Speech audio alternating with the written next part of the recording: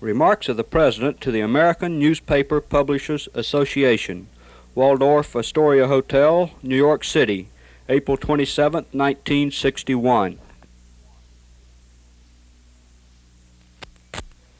Mr. Chairman, ladies and gentlemen, I appreciate very much your generous invitation to be here tonight. You bear heavy responsibilities these days, and the article I read some time ago reminded me of how particularly heavily the burdens of present-day events bear upon your profession. You may remember that in 1851, the New York Herald Tribune, under the sponsorship and publishing of Horace Greeley, employed as its London correspondent an obscure journalist by the name of Karl Marx. We are told that foreign correspondent Marx, stone broke, and with a family ill and undernourished, constantly appealed to Greeley and managing editor Charles Dana for an increase in his munificent salary of $5 per installment, a salary which he and Ingalls ungratefully labeled as the lousiest petty bourgeois cheating. But when all his financial appeals were refused, Marx looked around for other means of livelihood and fame, eventually terminating his relationship with the Tribune and devoting his talents full-time to the cause that would bequeath to the world the seeds of Leninism, Stalinism, revolution, and the Cold War. If only this capitalistic New York newspaper had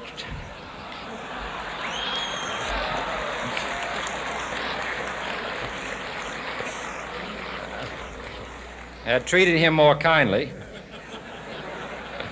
if only Marx had remained a foreign correspondent, history might have been different. And I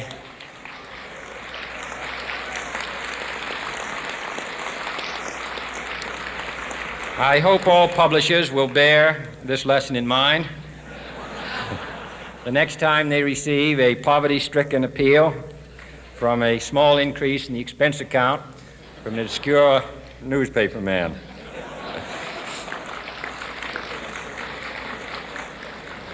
I have selected as the title of my remarks tonight, "The President and the Press."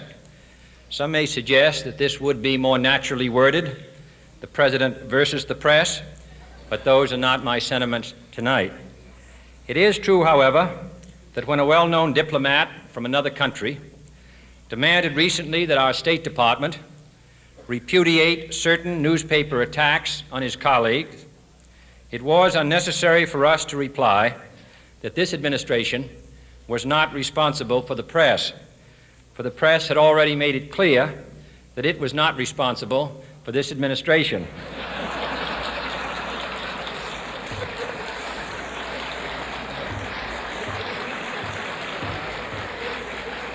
Nevertheless, my purpose here tonight is not to deliver the usual assault on the so-called one-party press.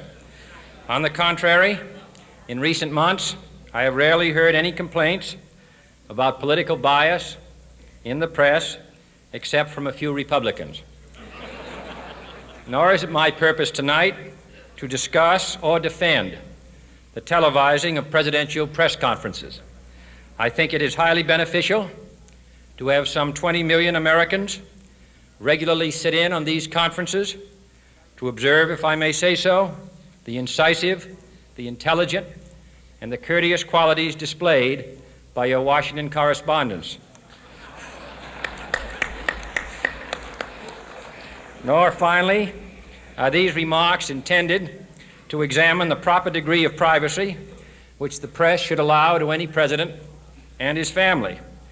If, in the last few months, your White House reporters and photographers have been attending church services with regularity, that has surely done them no harm.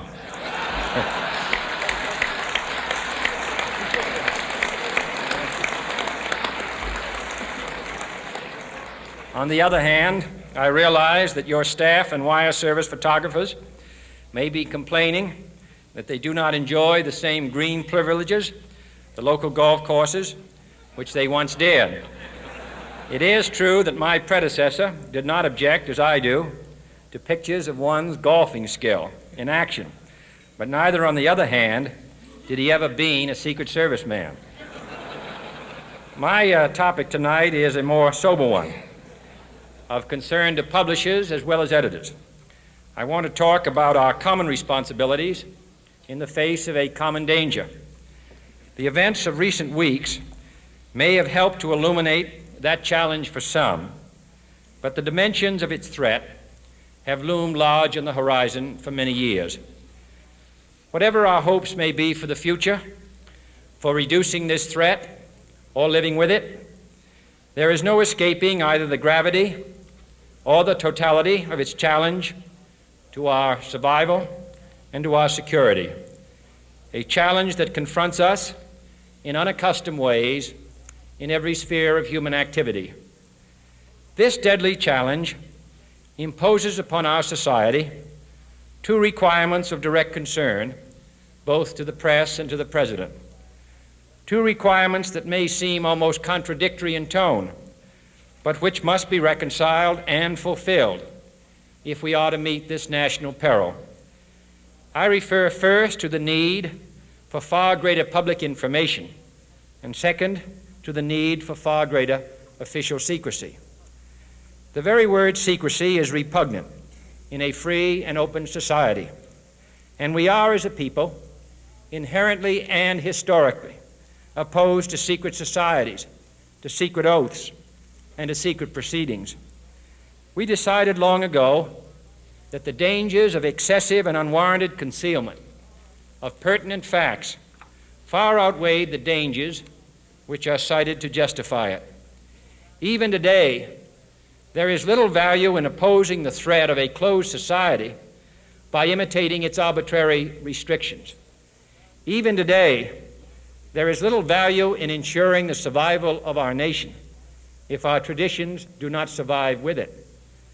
And there is very grave danger that an announced need for increased security will be seized upon by those anxious to expand its meaning to the very limits of official censorship and concealment. That I do not intend to permit to the extent that it's in my control.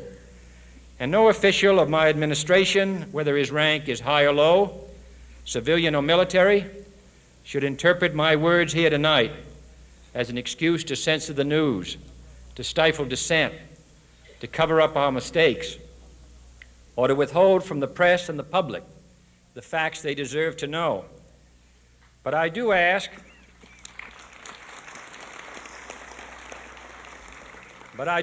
every publisher, every editor, and every newsman in the nation to re-examine his own standards and to recognize the nature of our country's peril. In time of war, the government and the press have customarily joined in an effort based largely on self-discipline to prevent unauthorized disclosures to the enemy. In times of clear and present danger, the courts have held that even the privileged rights of the First Amendment must yield to the public's need for national security. Today, no war has been declared, and however fierce the struggle may be, it may never be declared in the traditional fashion. Our way of life is under attack. Those who make themselves our enemy are advancing around the globe. The survival of our friends is in danger, and yet no war has been declared. No borders have been crossed by marching troops. No missiles have been fired. If the press is awaiting a declaration of war before it imposes the self-discipline of combat conditions, then I can only say that no war ever posed a greater threat to our security. If you are awaiting a finding of clear and present danger, then I can only say that the danger has never been more clear, and its presence has never been more imminent. It requires a change in outlook, a change in tactics, a change in missions by the government, by the people, by every businessman or labor leader, and by every newspaper. For we are opposed around the world by a monolithic and ruthless conspiracy that relies primarily on covert means for expanding its sphere of influence, on infiltration instead of invasion, on subversion instead of elections, on intimidation instead of free choice, on guerrillas by night instead of armies by day. It is a system which has conscripted vast human and material resources into the building of a tightly knit, highly efficient machine that combines military, diplomatic, intelligence, economic, scientific, and political operations. Its preparations are concealed, not published. Its mistakes are buried, not headlined. Its dissenters are silenced, not praised. No expenditure is questioned, no rumor is printed, no secret is revealed. It conducts the Cold War, in short, with a wartime discipline no democracy would ever hope or wish to match. Nevertheless, every democracy recognizes the necessary restraints of national security. And the question remains whether those restraints need to be more strictly observed if we are to oppose this kind of attack as well as outright invasion. For the facts of the matter are that this nation's foes have openly boasted of acquiring through our newspapers information they would otherwise hire agents to acquire through theft, bribery, or espionage, that details of this nation's covert preparations to counter the enemy's covert operations have been available to every newspaper reader, friend and foe alike, that the size, the strength, the location, and the nature of our forces and weapons, and our plans and strategy for their use have all been pinpointed in the press and other news media to a degree sufficient to satisfy any foreign power, and that in at least one case, the publication of details concerning a secret mechanism whereby satellites were followed required its alteration at the expense of considerable time and money. The newspapers which printed these stories were loyal, patriotic, responsible, and well-meaning. Had we been engaged in open warfare, they undoubtedly would not have published such items. But in the absence of open warfare, they recognized only the tests of journalism and not the tests of national security. And my question tonight is whether additional tests should not now be adopted. That question is for you alone to answer. No public official should answer it for you. No governmental plan should impose its restraints against your will. But I would be failing in my duty to the nation in considering all of the responsibilities that we now bear and all of the means at hand to meet those responsibilities if I did not commend this problem to your attention and urge its thoughtful consideration. On many earlier occasions I have said, and your newspapers have constantly said, that these are times that appeal to every citizen's sense of sacrifice and self-discipline. They call out to every citizen to weigh his rights and comforts against his obligations to the common good. I cannot now believe that those citizens who serve in the newspaper business consider themselves exempt from that appeal. I have no intention of establishing a new Office of War Information to govern the flow of news. I am not suggesting any new forms of censorship or new types of security classifications. I have no easy answer to the dilemma that I have posed and would not seek to impose it if I had one.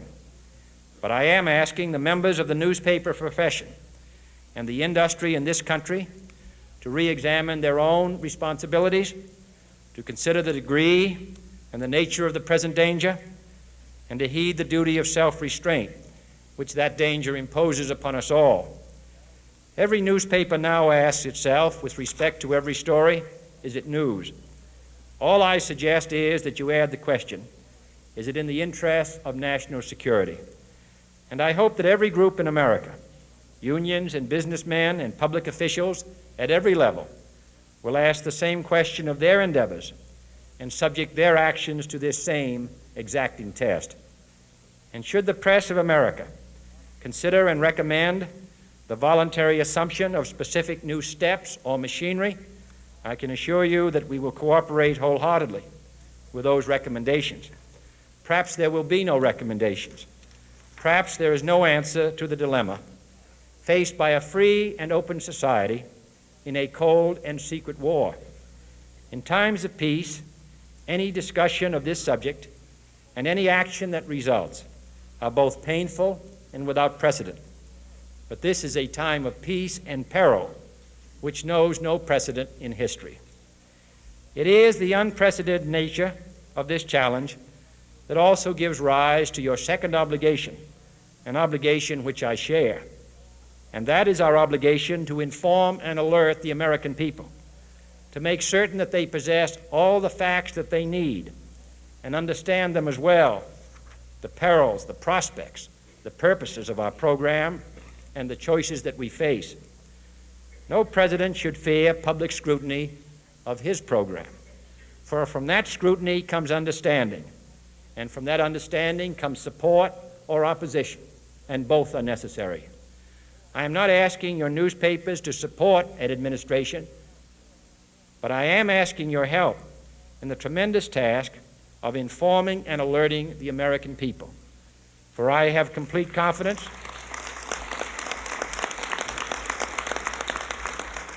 in the response and dedication of our citizens whenever they are fully informed. I not only could not stifle controversy among your readers, I welcome it. This administration intends to be candid about its errors. For as a wise man once said, an error doesn't become a mistake until you refuse to correct it. We intend to accept full responsibility for our errors, and we expect you to point them out when we miss them. Without debate, without criticism, no administration and no country can succeed, and no republic can survive. That is why the Athenian lawmaker Solon decreed it a crime for any citizen to shrink from controversy. And that is why our press was protected by the First Amendment, the only business in America specifically protected by the Constitution, not primarily to amuse and entertain, not to emphasize the trivial and the sentimental, not to simply give the public what it wants, but to inform, to arouse, to reflect, to state our dangers and our opportunities, to indicate our crises and our choices, to lead, mold, educate, and sometimes even anger public opinion. This means greater coverage and analysis of international news, for it is no longer far away and foreign, but close at hand and local. It means greater attention to improved understanding of the news, as well as improved transmission. And it means